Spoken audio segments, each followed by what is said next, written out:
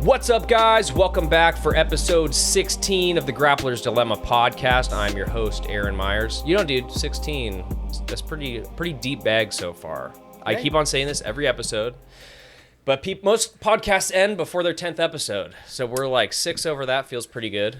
And downloads are going up. We're closing in our 400th download, which is pretty sick. It's kind of crazy. This started so humble, and of course, it's kind of taken new directions, and now that I'm doing this alone, trying to sort that out has been kind of fun. But I'm sitting here with Robert Bartholomew, who is, dude, when did I first meet you? It was at the old location for Gig Harbor. Yeah, it was at the old location there. Yeah. The old fight club in the dungeon. Did you already have your blue belt? I did when not. I met you? I was didn't. Still a white belt. Oh, shoot, dude. So yeah. we've actually known each other longer than I was thinking. Because it still feels fresh to a certain degree. Yeah, I think you had just gotten your blue belt, and I think you were real fresh at Gig Harbor. Yeah, well, I had just gotten my blue belt when I came over, which is kind of like an odd thing. But me and Nate talked about this in the last podcast, is like how I got promoted to blue belt, and I didn't think it wasn't really warranted. And so when I showed up, people were just putting the boots to me. At least that's how I remember it. I think everybody feels like that, though. At least I know I did. Yeah. Like, when I got promoted, I was like, oh, no. Yeah, I don't. Oh, no. Did you feel the same way when you got your purple belt, though? No. I didn't. See, isn't that weird? I didn't. See, I was the same way. When I got my blue belt, I felt like, oh, man. But when I got my purple belt, I was like, yeah, it seems like it's about time for this. Yeah, no, I think, I don't even know if I had that thought, but I think it's just when you're going from blue to purple, it's like you've been around enough to start to trust the process. And like if the coaches say you're ready, I just stop questioning it.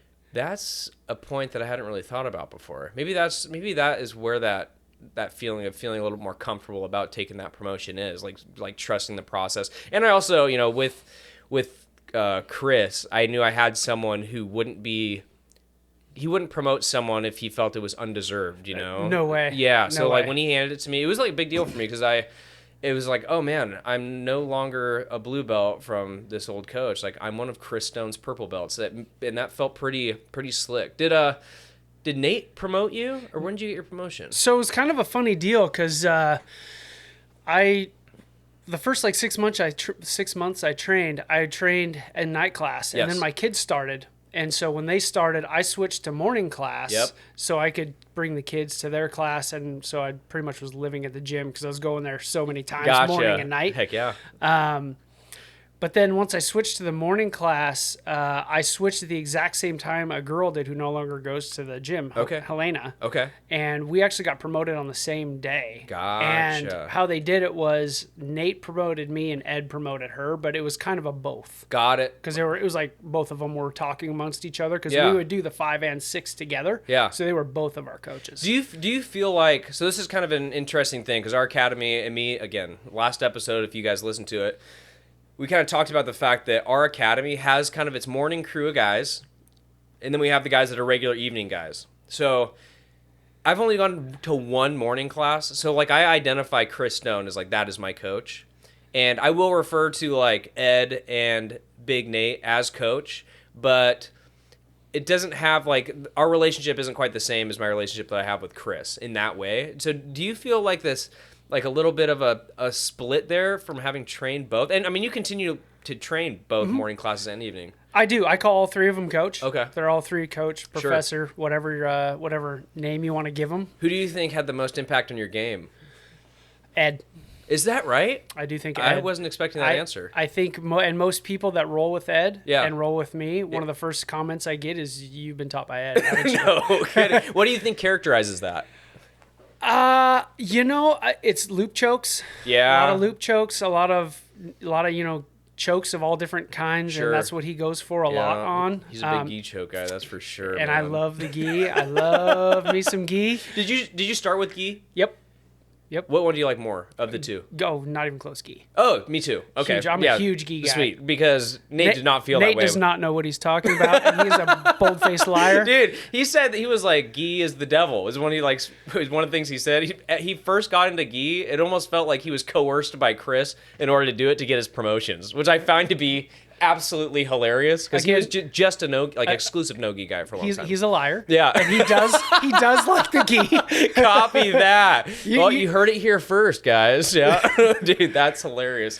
So yeah, I sent Robert over some questions earlier in the week, which I totally forgot about for the most part. But our question of the day, as you pointed out before we got on air, was it's going to be a little bit outside of the norm. But when I talk to guys like you, like our discussions of jiu-jitsu don't tend to be about the like technical aspects as much as, you know, things like building grit or the character building side of things, you know. And I think that that's I mean, of course, jiu-jitsu is just one of those things that's a great vehicle for personal development. I mean, that's pretty clear to anyone who does it for sure. Any long term. Yep. You know, a lot of martial arts are like that, but, you know, we're partial to jiu-jitsu here. So this is kind of an interesting question to start off with because it's not really a question about physicality or the art at all. But what I wanted to ask, and our question of the day is, what do you identify as your biggest character flaw, or at least some type of shortcoming that you identify in yourself that you have to like consciously work on every day? And that, as we talked briefly about before, I went through this with a group that I'm in, which I think we'll circle back to. Oh, well, we have to give it a plug. All right, Forged Ferocity. Yeah, with the Greg Anderson. Yep. Yeah, Yep. I hope he sees this. There's no way he's too cool for me now, dude. Yeah. He's not gonna listen to it. But I'm gonna clip this part and I'm gonna send it to him. Okay, so he knows. All right, cool. Yeah, we went through something very similar to this. So I was kind of this question was ready, and I actually didn't bring it up to the group because there were so many guys firing off. Oh. That a lot of times in that group, I find myself just wanting to listen and take in knowledge. Sure. And so I'll just be quiet a lot of times. Okay. Which might surprise some people. Yes. But it's a very easy question for me it's patience. Really? Patience with my kids in particular. Gotcha. And teaching them and like working with them. And like, I'll give one example is like, I am super particular on how my dirt bikes are cleaned. Okay. And like letting my son take over that Yeah. and clean his stuff is incredibly difficult for me. To the point where I'll just be like, dude, just go inside. I got it. Yeah. Just go. But I have to learn to just step back because I'm hurting his growth and his ability to take care of himself and become an adult. Yep. I totally get that. That is something I have, it's noted in my brain for the last couple weeks. And like, I got like last week we got home after the race and he was out. I didn't make him help me wash that time because he was super tired and he got done racing. But like the next day I pulled him out in the garage, got the tools out, he took his seat off. We're looking at his air filter. So he's busting the wrenches out and I'm just like hands in pockets. Yeah, like, dude. It's like, you know, it's fine. The way you're doing it is fine, I guess. Just don't strip that bolt, please. Where do you think you got that?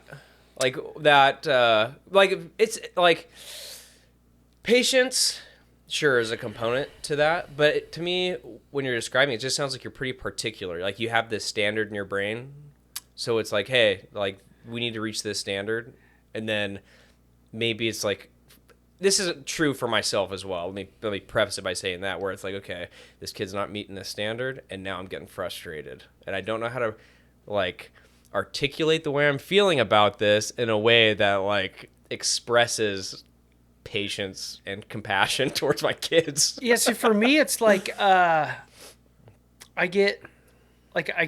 don't want him to fail. And like when we're working on stuff, like I don't want him to strip out that bolt and I don't want him to have that guilt. Yeah. So I tend to step in and I need to just let him. Gotcha. Because the worst that's gonna happen is he's gonna strip out a bolt. Sure. I have threaders. Which is the most. We can fix that. Yeah, I guess, dude. But is there anything more frustrating than that for anyone who turns a wrench? That's like the worst thing in the world. It is. It is. But I have to be able to step back and like my dad was super good at this. Okay. And I have to try to like channel my dad a little bit and just chill out and just make sure he's holding the wrench at the right angle. Yep. And like critique that. Sure. But just let him do it. Gotcha. And like it literally took like we had to go around about 3-4 minutes with he was going the wrong way. Like, gotcha. Like, bro, look at what you're doing. Yep. You're pushing. Yeah. It's tightening. It's getting harder. No You kidding. got to go the other way. You know, it's kind of funny that you say that about your dad because I feel like a lot of characteristics like that a lot of people adopt from their parents when they're growing up. See, I think I took my mom's side. Gotcha. My mom is very particular, very regimented, where my dad was much more free and easy. Okay. Gotcha, dude. Do you, so it sounds like, so the way that you kind of deal with it is like when you see something like that happening, it's really, you just have to like consciously be like, okay, I don't like this feeling that's going on in here. It's literal hands in pockets. Yeah, no shit. Like just hands in pockets, and if it takes him 30 minutes longer to clean the bike, so what? Gotcha. It takes 30 minutes longer. There you go, man. There you go. I think it's a good thing to be able to recognize, because it's like, it's really hard, especially as parents. I feel like it's hard for us to, you know, I've told this anecdote a number of times, but there's sometimes where like I'll tell my kids, hey, like don't do that, or hey, I need you to do this. And sometimes, and it's not in a disrespectful way, but my daughter will be like, well, why? And if I don't have a really good answer, then there's times like I allow myself to just lose, and I'll be like, you know, you're actually right. I don't have a good reason other than it doesn't make me feel good, but go ahead and do this thing, you know. And you know, that's taken a lot of growth and a lot of like maturing on my side, because it's totally goes against my nature to want to do that kind of stuff. As far as my answer to that question, dude, I have a hard time. I was actually talking about this with my wife, is advocating for myself when it comes to certain things. So, you know, growing up, my childhood was like a little bit chaotic, and maybe we'll touch on that story at some point during the life of this podcast, but it was always just a little bit easier to like go along and not really voice yourself and just be like, okay, I don't want to have to not ruffle feathers. Exactly. Try not to rock the boat. But what I found is that in some of my relationships and work, sometimes in my marriage even, is it would lead to this resentment where I'm like, well, why isn't this person just reading my mind and understanding that I'm upset about this thing? And it's like, well, it's because why would they know that you're upset when you're like being jovial and pretending like everything's okay? And it really just came down to like, first I had to recognize like, oh, okay, something's making me not feel very good about this whole situation. And instead of just sitting on that feeling, like, okay, whatever, just, you know, my Uncle Reg used to say, as a man, you take your feelings and you bury them in the backyard. It was like, any of those uncomfortable feelings, you just bury that stuff. I was like, oh, okay, not the healthiest way to approach things. That's the old school man That's way. the old school way, right? Yep. Exactly. But now it's like, oh, I'm seeing all these things these aspects to, you know, my life and my own, you know, the way I run my household, like, this isn't good. Like, I need to address this. And it's easy for anyone who's listening that has that kind of tendency, like I was just describing, to blame the other person and be like, well, they should know, or they should know better, that sort of thing. But it's like, no, like, you need to be able to voice yourself in a way that's respectful and calm, and, you know, it's not in a demeanor of being antagonistic or angry. And, you know, sometimes my wife, you know, she'll crack jokes about this from time to time, where she's like, hey, are you doing all right? And I'll be like, yeah, I'm fine.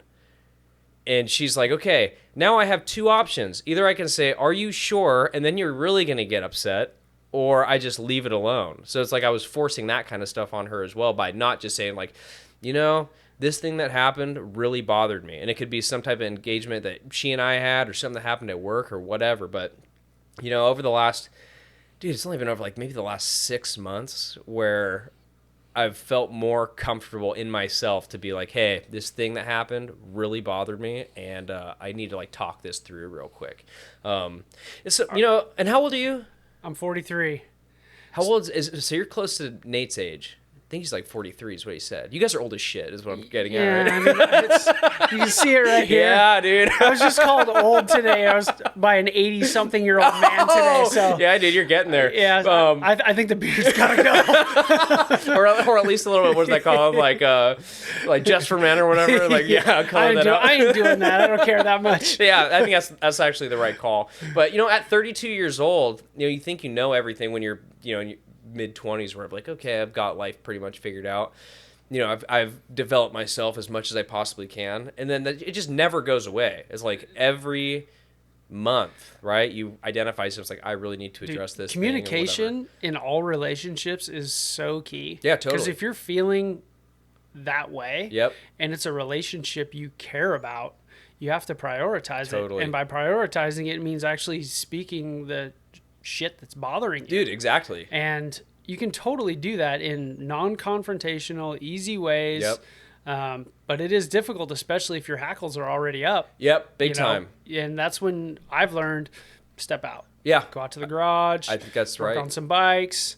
Just clear your head. Yep. Give yourself however long you need. Totally. And then but don't just slide and avoid the baseball term. Yep. Come back to it. Yeah. And meet that shit head on. Yeah. Well, yeah, that's the because the other component to that, and we'll move on to like more jiu-jitsu centric stuff, guys. Okay, just give me 2 more minutes to have this therapy session with my I'm not friend. very deep on the jiu-jitsu stuff. It's just smash pass, smash pass. No, we'll get into some good conversation, but the other part that I started to recognize about like not being more assertive with my thoughts and feelings on certain things is like I was putting out like a false sense of who I actually was. So it's like, okay, all these guys know me as this thing, but it's like it's not actually a good representation of what I'm feeling internally or like what my internal world is. And it wasn't just like my friendships, but it was like I was seeing that in my marriage too, where I'm like, oh my gosh, like why again I'm putting this thing forward that's not actually an authentic representation of who I feel like I am as a person. And then now I'm starting to feel lonely or whatever, like some kind of way about it. And like you said, it's like communication ends up being the key to like being the resolve to all that. For sure. Communication is key. Communication is key. I think that's a good place to kind of step off from the question of the day. That was pretty. That was kind of a fun one for me. I like talking about that kind of stuff. It was good. But this is a jiu-jitsu podcast, so one thing I would like to ask you, and I've done multiple episodes where I've already talked about how I found jiu-jitsu, but I'm interested in how you found jiu-jitsu at your late 30s. 39. At 39 years old. Yeah. This is a little bit of a story. Let's hear it. So COVID times, I believe it was 2020, obviously, because it was COVID. I was, got the death scroll going through Instagram. Yeah, boy. And stumbled across Mr. Greg Anderson. Mm-hmm. Or actually, it might have been YouTube, actually. Oh. It might have been his YouTube that I found. And it was his video where he was talking about cops doing wrong stuff during COVID and arresting people for sitting on the drives reasons. In his patrol car. Yep. I found that.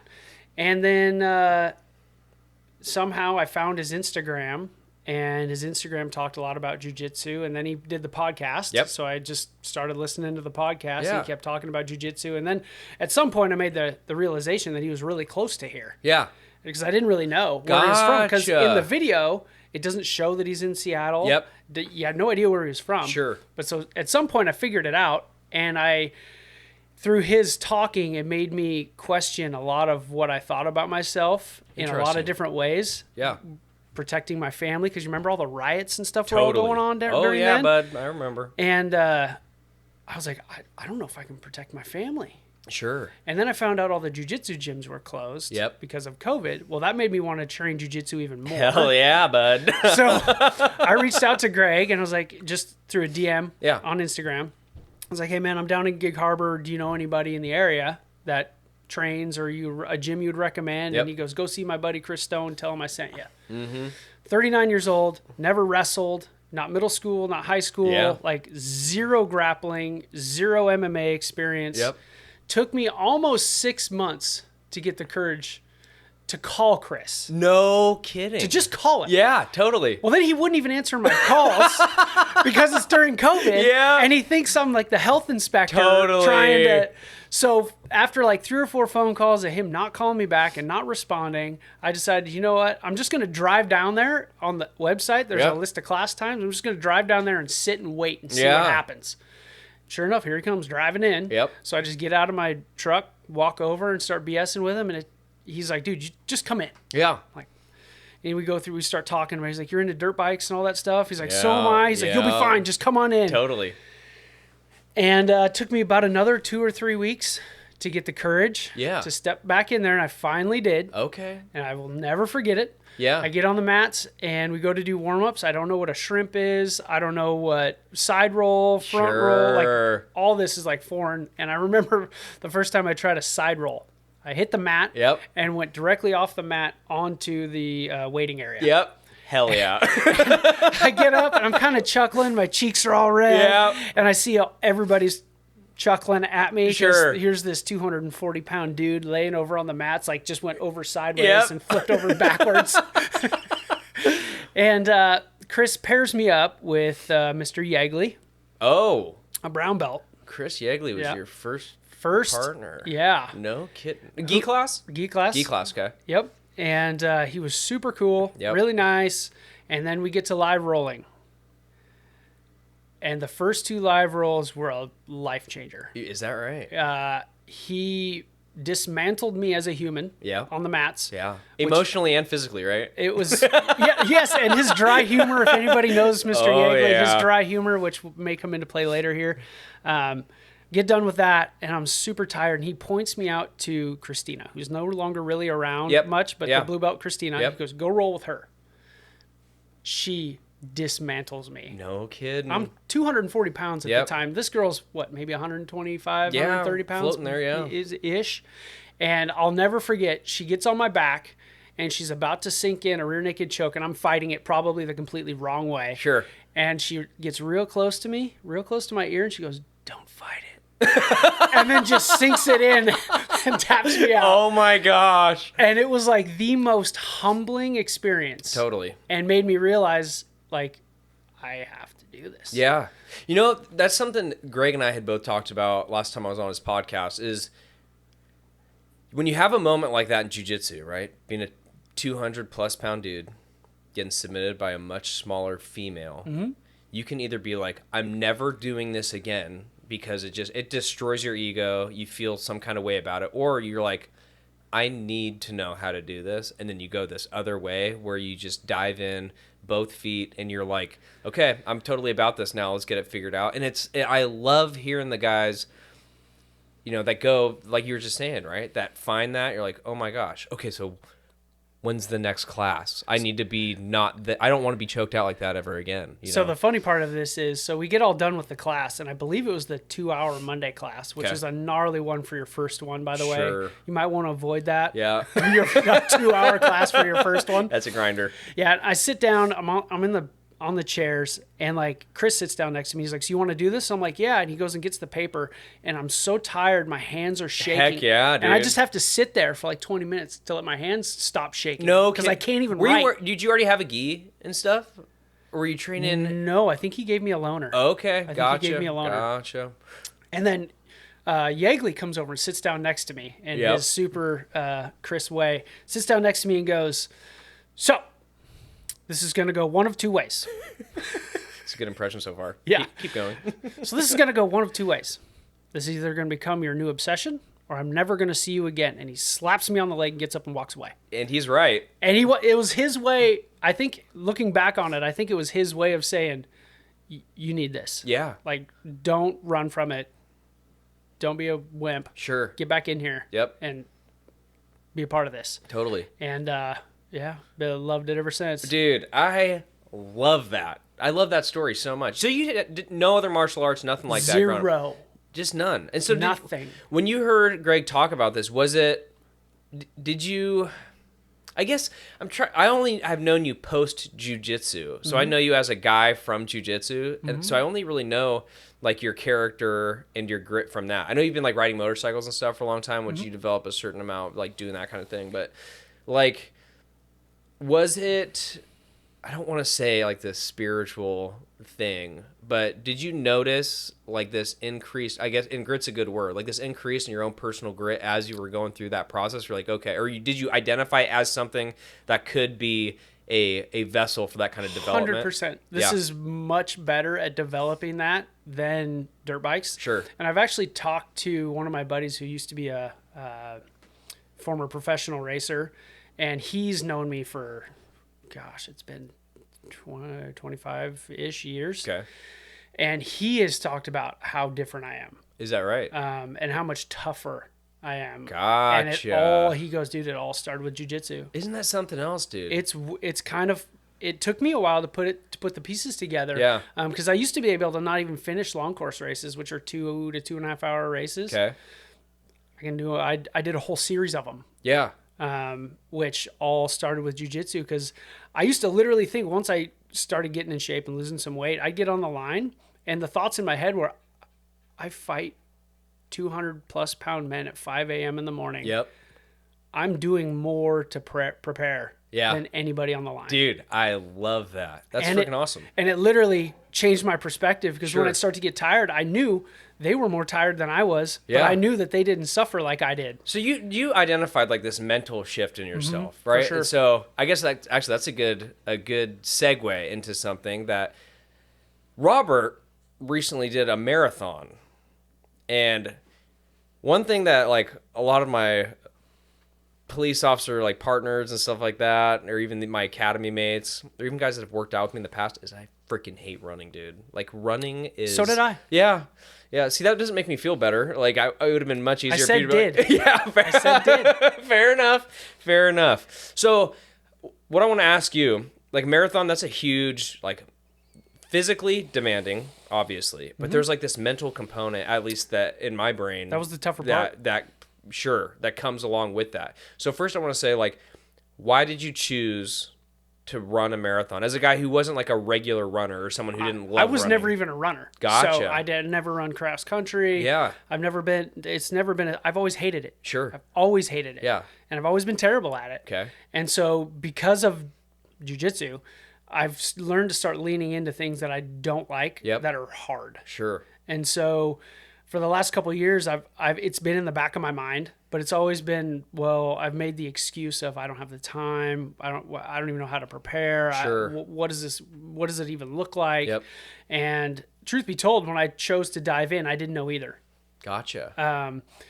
So it was like an 18-week program to do the marathon. Okay. And it was a lot. It was a lot of running, and the mental aspect of it was the hard part, which kicked in right around 21 miles was where shit got real. Yeah. You know what's kind of a trip about that is like, you know, how long is a marathon? 26.2. Okay. I've only ran a max of 3 miles in one go. And in that second mile, my entire body is telling me, you should just be done. Like, we don't need to be doing this anymore. This is dumb. When are you ever going to need to do this? But when you bring up like the mental component to it and leaning into things that you find hard, which is, you know, I think that's almost like this tenet of jiu-jitsu, right? It's almost a heuristic about the art. But so you really did approach it from this point of like, I'm just going to like harden up a little bit and go ahead and bang this out? Well, so I went on a trip in October, a work trip, and one of the guys that I went with, he's done ultras. Oh, how long is an ultra? Anything longer than 26.2. Oh my gosh. Geez. So it's usually they're like 50K, which 30-ish miles. I'm not sure on the exact math on that. Gotcha. And I started talking to him about it because at that point, you know, I was in better shape and I was working out. And he said, "Dude, you should do a marathon." Yeah. And I was like, all right. So it kind of got me going. And then I joined Forge. Yep. And through Forge, I knew a guy named Dave Barton. Okay. Who pushed me like, you can do this. Yeah. Like, you got to just stick with it. Sure. Stick with the program. You'll be fine. Okay. So I started like in the next couple of days, I was looking through Instagram again. Yep. And I came across a stat that I'm trying to remember the exact numbers on it. 0.05% of the world's population has finished a marathon, and 0.05% of the American population has done a marathon, and 0.01% of the world's population has done a marathon. Wow. And when I saw that, I was like, I'm going to be a part of that. That's it. I'm in. That's what I needed to see. No kidding. And that day I texted my buddy Phil. I was like, "Hey dude, I'm doing the Tacoma City Marathon. Yeah. Are you in?" And he was like, "Shit, yeah, man, I'm in." No kidding. And he instantly jumped in. And I was super excited when Phil got in because he's he's kind of a data nerd. Okay. So he found the training program. Yep. He found all that stuff and he sent it all to me. I was like, all right, cool. It's all done. Was there ever a point when you were preparing where you're like, I don't want to do this? No. No. You just knew. You locked yourself in. I'm going to do this marathon. And there was points where I was like ready to go do the marathon, and I was tired of constantly running. Got it. But I was never, I'm out. Gotcha. Dude, that's fantastic. See, I can tell you, just based on what I know of myself, day one training, I'd be like, well, I just ran 5 miles or whatever it starts you off with. And be like, that's good. That's a good enough record for me. Like, I don't need to do the marathon I'm pulling out, you know? So it's kind of...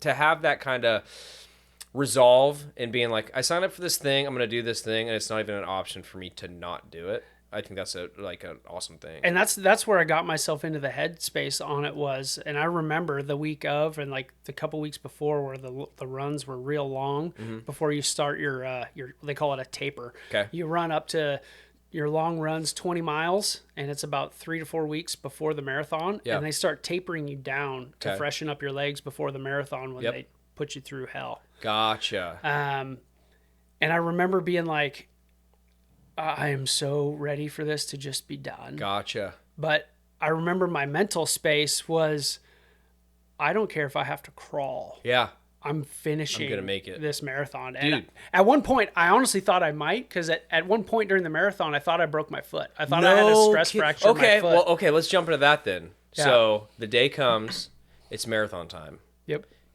What's going through your head when like you guys are all lining up, you have your numbers on or whatever, and it's time to start going? So at that point, I was giddy. I was happy. I was ready to go. Yep. No doubt in your mind. You're like, I prepared. This will be fine. I don't know about that. Okay. But I was just ready. I was just ready for it. The nerves were when my alarm went off at 4 a.m. Yep. And I had to get up, and I have like 3 hours of this time to myself. Yep.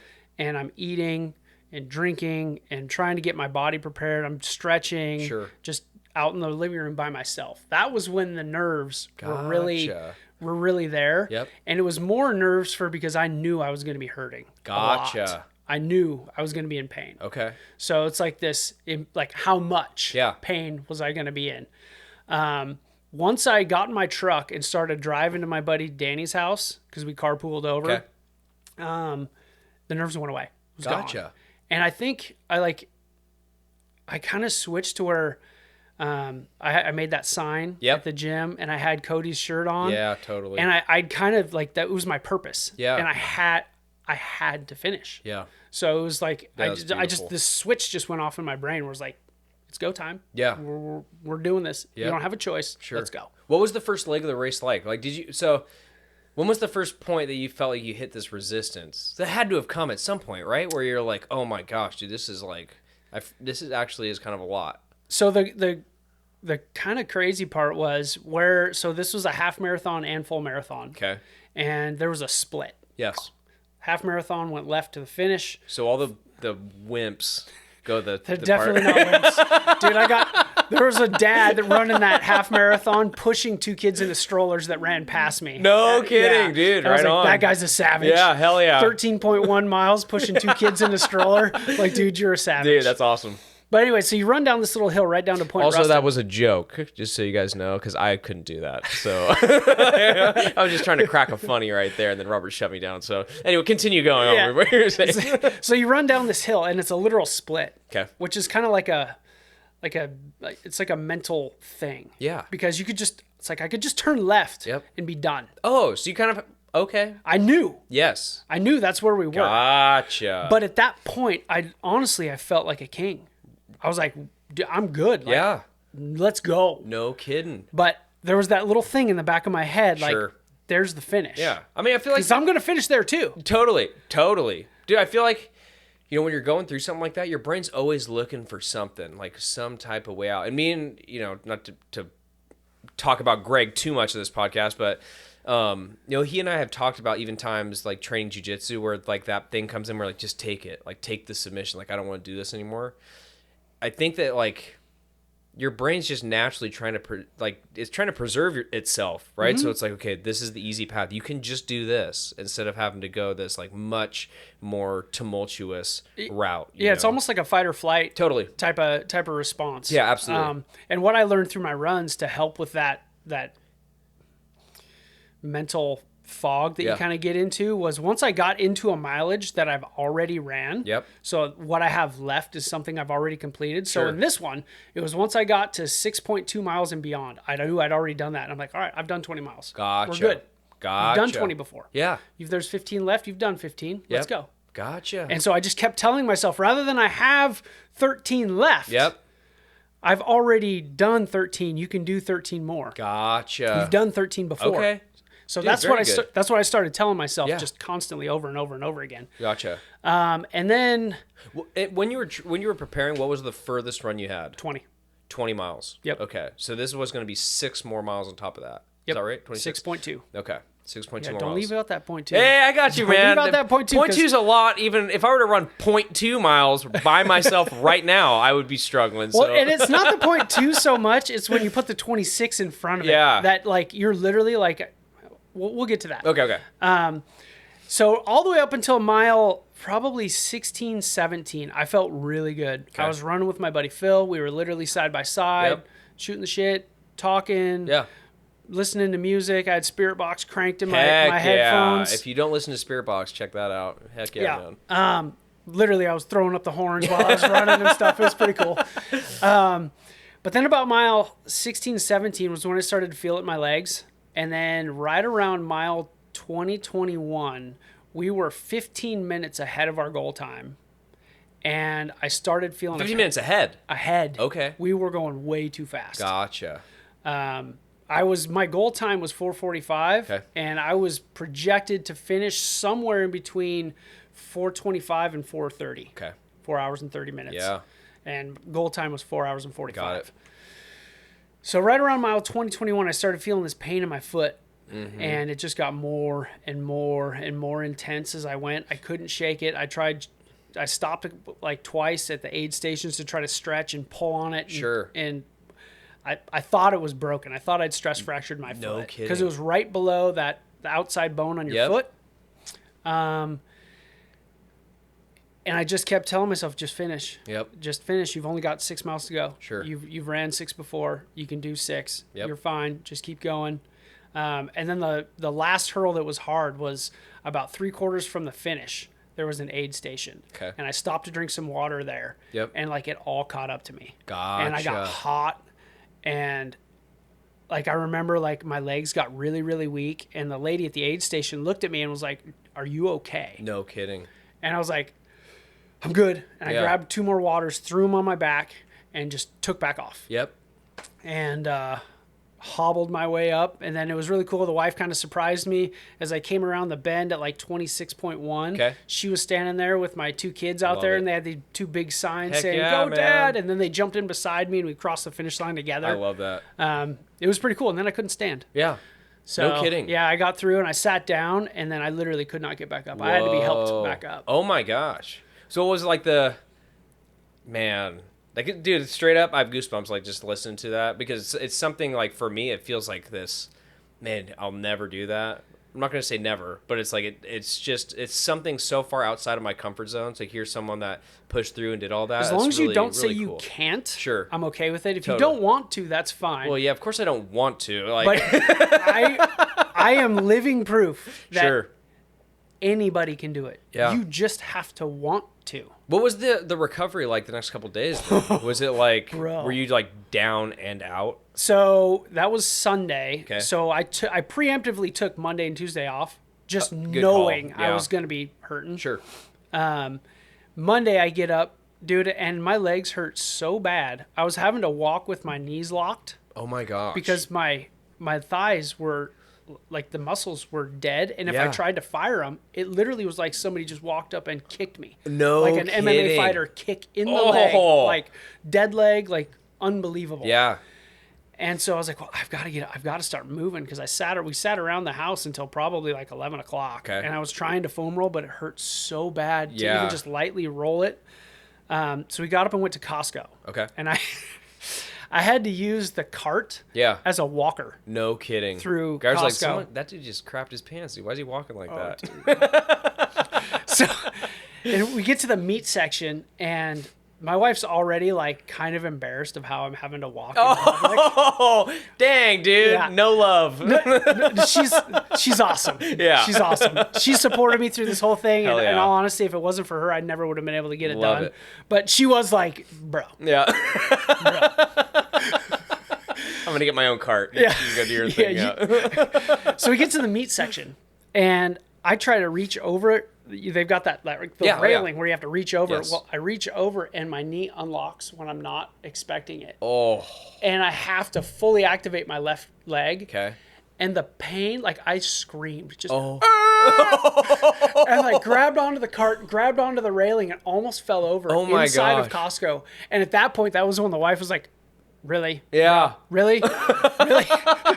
Dude, no kidding. Yeah, I have never, and like I said, I've done some pretty intense stuff with the off-road dirt biking that are 2.5 to 3 hours long. I have never done anything even remotely close to that physically and mentally draining. No kidding. Like not even close. How many days before you were like, even, I'm not going to say like back to normal, but we'll say like functional again? Because that's not functional, right? Being at that stage like that, I'm not a functional human being right now. I was functional Wednesday. Okay. But there was no working out. There was no... So you went back to work on Wednesday then? Yeah, I did. Okay. Yeah, I went back to work Wednesday. It was still kind of hobbling around a little bit. I'd say like Friday, Saturday, I started to feel pretty normal. Were you doing anything as far as like supplementation or diet? Dude, I was just eating anything and everything in sight. Fair enough. Yeah, I'd burned 4,200 calories. Dang. During that marathon. Did you wear like a Whoop band or anything like that? Yeah, I wore a heart rate monitor and my GPS watch. Right on. Yeah, it was 4,200 calories, and I averaged a heart rate of like 153 beats a minute for 4 hours. Wow. Where do you think the marathon ranks on like your hierarchy of achievements over the course of like your life, right? Like in the way when I think about it is like purple belt for me felt like a pretty big achievement, but at the same time it didn't, because I've said this before, but like I knew when I started training jiu-jitsu is like I'm gonna be a lifer, so this stuff is just gonna come. So it almost didn't feel like work to get there, but at the same time I can recognize as being this thing. It's like, man, very few people are able to achieve this. That feels pretty good. So I'm curious to like where the marathon is pretty intense, dude. Like that's kind of a big thing as far as my brain's telling me, So yeah, that's a really good question. I wish you would have given that to me before so I could prepare. Dude, you know what? We got to keep people on their toes at least to a certain degree. I would say it probably ranks right up there with like my own personal. Above having kids and getting married. That's what I'm saying. my own personal stuff. Yeah, sure. I turned pro racing dirt bikes for a while. That was a big one. Oh, I didn't know that. I was just don't make anything big of it. I wasn't anything. How are you? Hold on. Time out. Listen, it was very... but if you drop something like, I was a pro at racing dirt bikes, that's pretty tight. I don't care. I don't need to hear anything else beyond that. That's pretty slick. I just have to say that. I won't make a big deal out of it, but that's pretty awesome. It was a cool thing that I got to do for a little while. Sure. I was not anything, like I never made any money at it or anything like that. I was what my buddy Lance called a donator. I'd show up and my entry fees would be donated to the guys winning the pro class. So I am not trying to play it up. Copy. Okay. But it was a big accomplishment for me, because when I started late in that as well. Okay. So getting to that point was like, I had somebody tell me at one point when I was racing that he never thought I'd get out of the beginner class. Wow. Which I think, looking back on that now, I think that actually started my attitude of resilience. Really? Because I do not like being told I can't do something. Sure, dude. And I will go the extra mile. I will prove you wrong. Yeah. And I think it all started back then when I was like 14. Wow. Dude, that's also... And I never put that together. Yeah. What a rude thing for someone to say also. Like, that's crazy. Which is... The dirt bike community, I have some of my best friends are in that community, but that community is full of ego. Is that right? Full of it. No kidding. And that's why the jiu-jitsu community was so refreshing for me. because it's just not like that. Totally. And so when I've heard you mention ego a couple times on the podcast, I'm like, bruh. Yeah. You've got no idea. Come to the dirt bike track with me. No kidding. Okay. I did not know that. Yeah, that is certainly one aspect of that culture that I did not know. But I mean, before we jumped on here, you showed me even like these small jumps that you and your boy were doing, and for me, I'm like, holy crap! I can understand how you could develop an ego being badass like that, but well, and like the thing about it too with dirt bikes that if we're making a jiu-jitsu, because this is a jiu-jitsu podcast, if we're making a jiu-jitsu to dirt bike comparison, the dirt bike allows excuses and built-in lies. I was guilty of this myself, so I'm not pointing anybody out in the community. It allowed, like, you could, my bike wasn't running right. Gotcha. This wasn't, I didn't have the right tire on. I didn't have this. I didn't do that. Yeah. Whereas in jiu-jitsu, what, you didn't tie your belt tight enough? Like, yes, that's exactly right. Yeah. There's no running from it. That's interesting. I never really thought about it like that. And I think that's been like the biggest mind flip that I've had since I started jiu-jitsu is I've taken that jiu-jitsu mindset of it's your fault. Sure. Whether the bike fails or you've got the wrong tire on or you've got the wrong this or the wrong, it's your fault. Wow. Because on the mats don't lie. Mats don't lie, baby. There's nothing you can do other than an injury that would cause you to lose. It's your fault. Wow. Dude, that's interesting. I've never really thought about that perspective before. But that's going to be, that'll be ringing in my head. Yeah, when this podcast is done, dude, I think that's going to be probably one of the most poignant things that's been pointed out to me in a while. Dang, I'm kind of stuck on that. And I'm thinking about, like, through things in my own life where it's like, it's so easy to be able to point at something. It is. Like, it has nothing to do with me. But it's so easy to just be like, well, I could have done this if I had this. Sure. Or I could have done this if I was given that. Yeah. And this also kind of circles back to one of Greg's disciples, Tyler Stanaway. Hell yeah. Who, if you're listening, Tyler, thank you so much, brother. You helped change my life. He pointed out some stuff from my childhood that I had become completely absorbed into a victim mindset and didn't even know it. Interesting. But it took Tyler, somebody I didn't know, somebody who I just met. Total savage, by the way. To point it out for me to be like, he's right. Yeah. That is my fault. Yeah. I do have a choice to go one way or the other. And if I just live in this, why did this happen to me? Why did this happen to me? Yep. Instead of, well, that did happen to me, but I can do this with it. Sure. It's a total... Dang, man. How did you meet Tyler? Greg. Through Greg? Through Greg and... Guns and Geese or like what? Yeah, so I went to Guns and Geese, I've been twice. The first one, and I got there, and Tyler had been on Greg's podcast. Okay. And I felt, this is weird, when I got up there, I felt this weird thing in me, like, I've got to talk to Tyler. Really? Didn't know why. Yeah. Didn't know what. I was like, I just need to talk to this dude. Sure. And so I went up to Greg, and I was like, Greg, is Tyler going to be around? And he's like, dude, you're like the second person that's asked if Tyler's going to be here. He's like, all right, let me ask him. So we get to bonfire night. Yep. And sure shit, there he is. And so I literally walked over to him, and I'm like, bro, I'm one of the guys that asked to talk to you. You mind talking? And he's like, yeah, man, let's go. So we walked like a minute or two up the beach so we kind of be by ourselves. Okay. And I literally vomited my whole childhood on him. No shit. Hi, my name's Robert. Here's all my bullshit oh my gosh. from when I was a kid. And those kind of moments are cool. Like when you meet someone where it's like that, you feel like this inclination. I felt I had to. Yeah, I had totally. this weird, I think that's cool. I had to. Yeah. And he gave me in like 10 minutes, he gave me so much clarity and such a different way to look at it. Like I've literally felt like a different person since then. I love that. And it was awesome. Yeah. It was really cool. That, dude. Do you think that you would have done to bring it back to the marathon? Had you not found jiu-jitsu, do you think you would have had that same? No.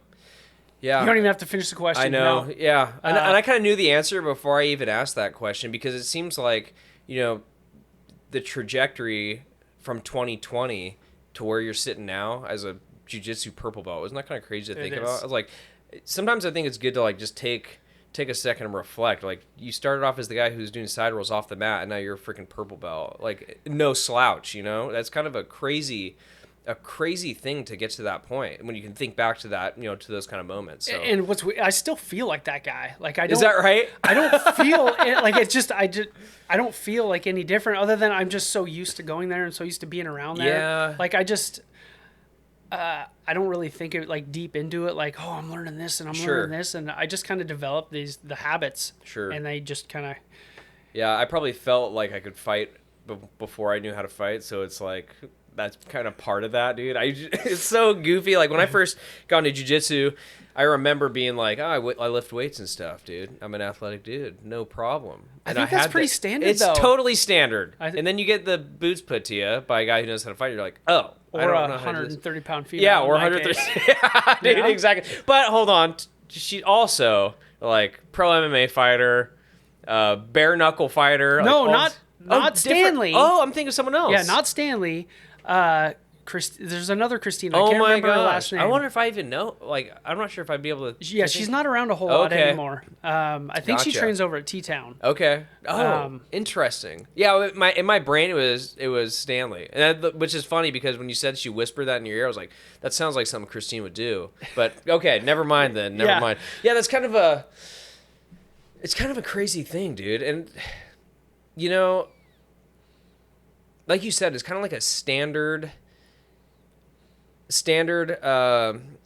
am I trying to think? Like a standard mental frame as a man to be like, oh, dude, of course I can fight. Like I'm like a tough dude or whatever, and start thinking through these things. And then you kind of get humbled by jiu-jitsu.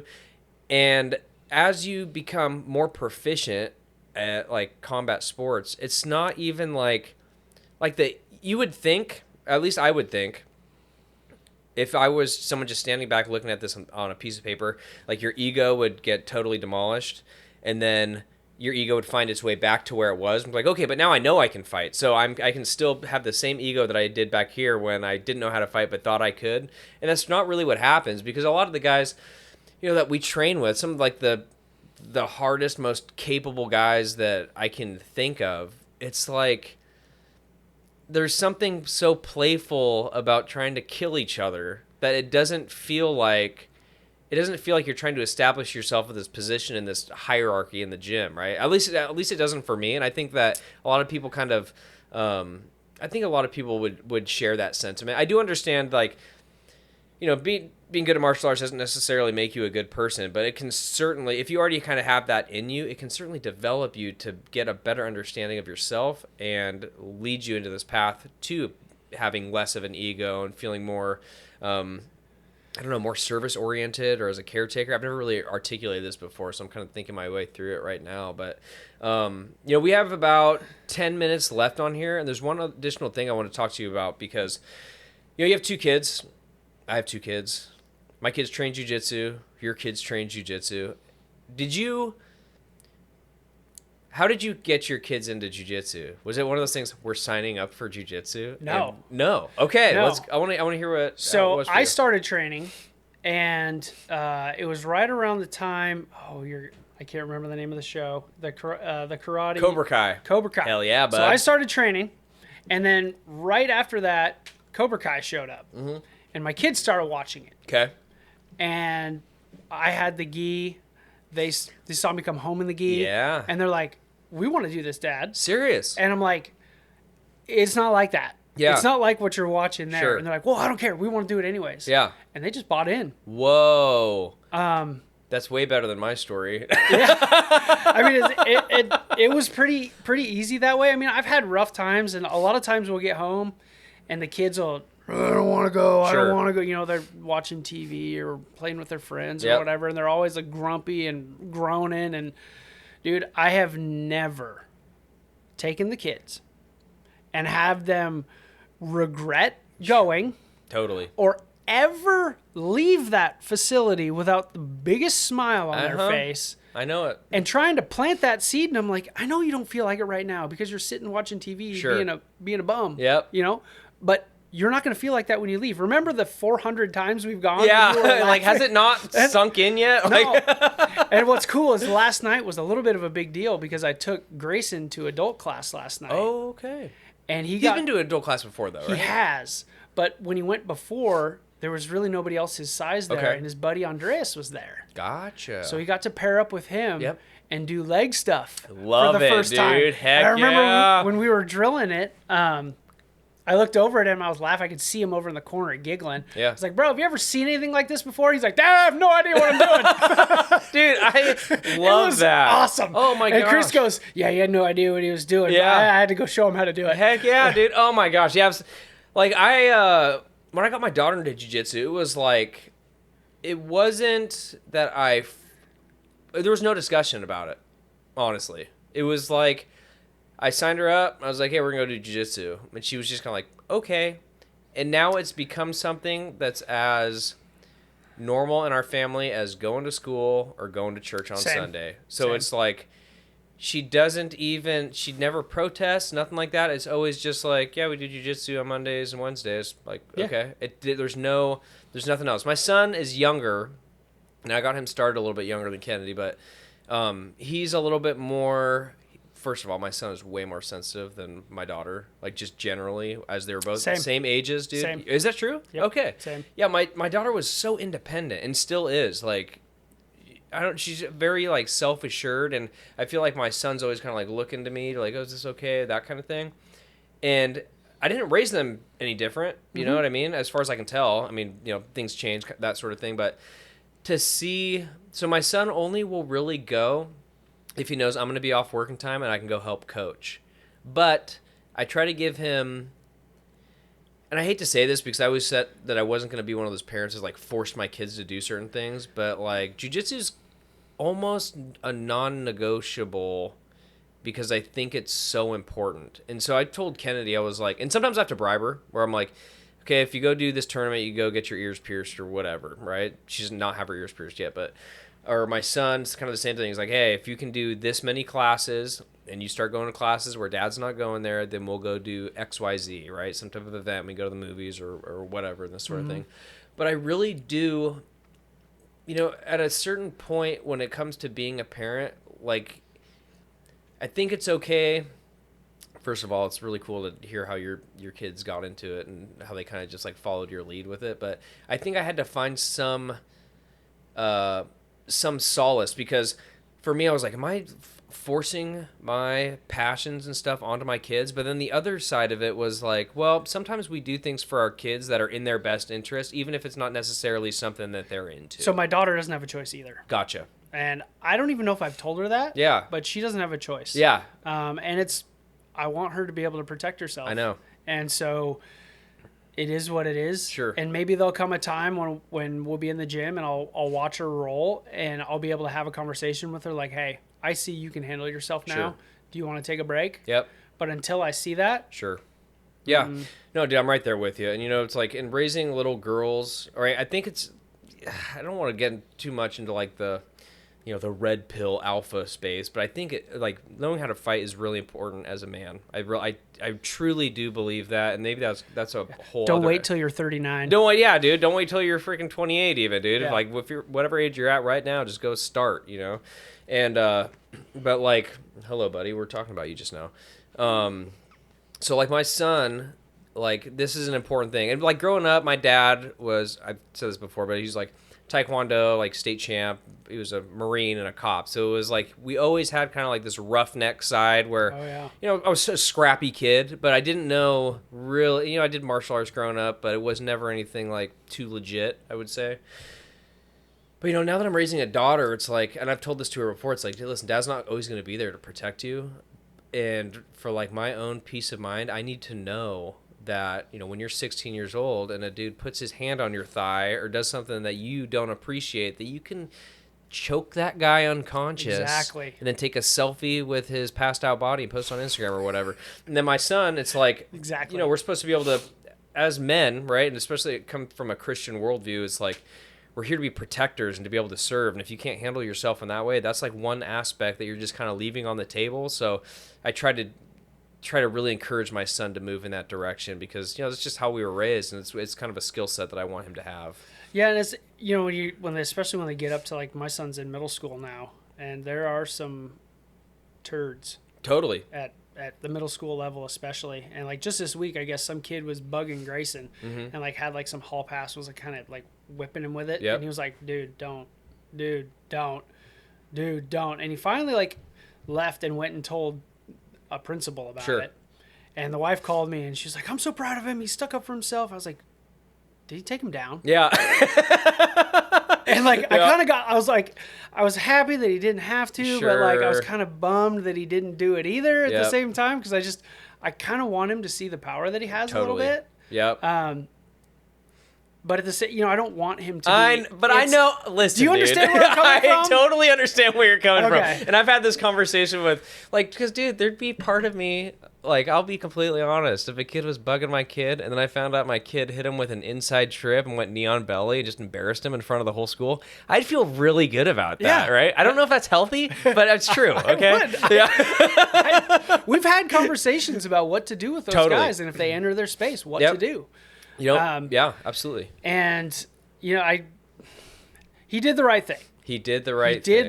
Yeah. But there's this part of you that's just there is a little. But you know what you could have done. That little part of Jiu-Jitsu Robert was totally, dude. Like, was he in your space? Yeah. Could you grab him? So you could have double leg, just slammed him into the ground. Trust me, I think that's a universal thought that dads have. Like I think at least dads like you and I, right? I'll go as far as to say that. And my wife's on board too. Okay, dude, that's a beautiful thing. As is mine. Because when the vice principal called my wife, they didn't call me. Okay. My wife told her, well, he does jiu-jitsu. Did he use it? And she goes, no, he didn't touch him. She's like, okay, well, that's good. But he didn't have to. But just so you know, if you ever see anything, he will use it. We told him to use it. This actually, okay, so we're coming up on the hour mark, and I'll say this as kind of like our last little riff. But, me and my daughter and me and my son have had these conversations where we're like, hey, if someone touches you or they're getting in your face or they're bullying you, you use your words once, but it's like there's this progression there, right? Use your words. Hey, stop. Don't touch me. They do it again. Listen, whatever you want to do, you're not going to get in trouble for it from my end. Exactly. Right? You might get a few days off school, whatever. We'll go out to ice cream. We'll go watch a movie. Like, who cares, right? It's because I want them to have that confidence in themselves that it's like, okay, because I feel like it's easy to get stuck in that like feedback loop. Okay, I'm using my words and he's not stopping, but everyone's told me like use your words. Like, okay, well, words aren't enough all the time, especially at that age, So I really do try to instill, right, when there's a time for righteous violence, which I think is true. It's truly a thing where it's like, okay, dude, you've used your words twice and they're not listening. You can put that guy in the ground and kind of go to work a little bit, right? Yeah. Like, don't snap their arm or something like that, but you can rough them up a little bit. And Grayson had an issue last year with a kid. Yeah. That was he was in 6th grade and the kid was in 7th grade, and it was every day at the same time. He'd walk past this particular class and this kid would walk out, and the kid would shoulder check him. Yep. And just like this little punk move, and I go, bro, dude, we're not punks. Yep. You're not going to take that. He goes, you're right, Dad. I shouldn't take that. I'm like, no. So here's what I want you to do. It's like, it's the same spot, same thing every time, right? Yep, same spot. I was like, all right. So you've been just taking that shoulder check and just kind of falling back, right? He goes, yeah, I just kind of, and then just let him go because he's very passive, very whatever. It's like, all right, this time when he does it again, I want you to lean into it and push. Yep. And then he's going to hit you, and it's going to be like hitting a wall. Yep. And then you're going to look him dead in his eye, and you're going to say, I'm not taking your shit no more. Yeah. And then if he takes one step closer to you, I don't care if it's right up in your grill, or if he takes anywhere close. You gave him a schematic, dude. I did. I said, if he comes close to you, takedowns. Yeah. Use them.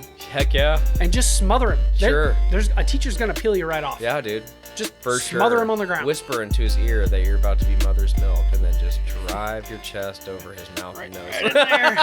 Yeah, the Chris Yeagley special. Actually, I think I'm gonna message him after this and ask him if he wants to come and talk.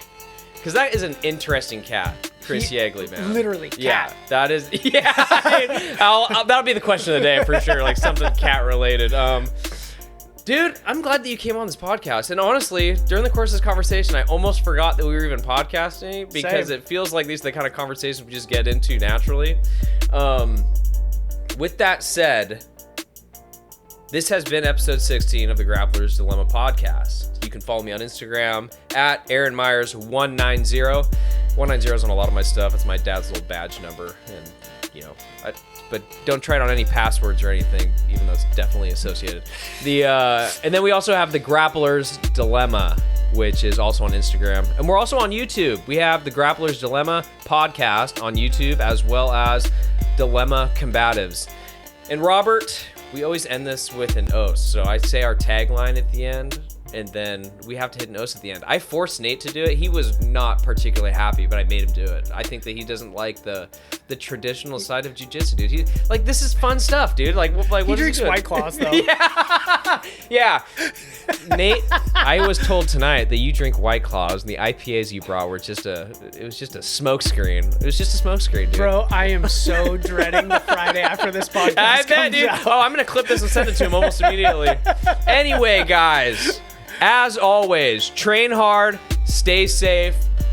Os.